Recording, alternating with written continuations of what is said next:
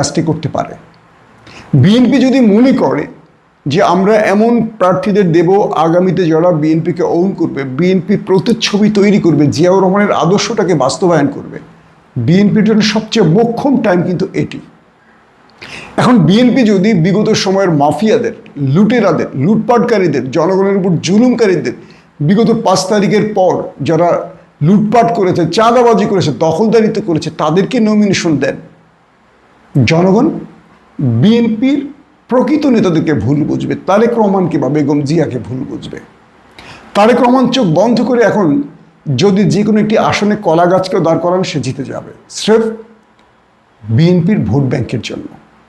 কিন্তু বিএনপি যদি মনে করেন যে না, আমি ওই চোর বাটপারকে দেবো, ওই লুটেরাদেরকে দেবো, তাদের টাকা আছে, শক্তি আছে, বা আমার সাথে লিয়াজও করে চলে, বা আমাকে ম্যানেজ করে চলে, তাহলে এটা হবে বিএনপির ভুল। কারণ এরা ক্ষমতায় বসে এমন লুটপাট করবে আর সমস্ত দায়ভার বিএনপির ঘাড়ে পড়বে, তারেক রহমানের ঘাড়ে পড়বে। যেমন শেখ হাসিনার পরিবার লুটপাট করেছে, শুধু কি শেখ হাসিনার পরিবার, পুরো আওয়ামী লীগের প্রত্যেকটা পাড়াগাঁয়ের সভাপতিরাও কি বাদ গেছে, পৌরসভার একটা কমিশনার কি বাদ গেছে, একটা মেয়র কি বাদ গেছে, এমপিদের কথা বাদই দিলাম, এদের সবার দুর্নীতির দুর্গন্ধ গিয়ে শেখ হাসিনার ঘাড়ে পড়েছে। শেখ হাসিনা ফ্যাসিস্ট হয়ে উঠেছে। তার মানে বিএনপির জন্য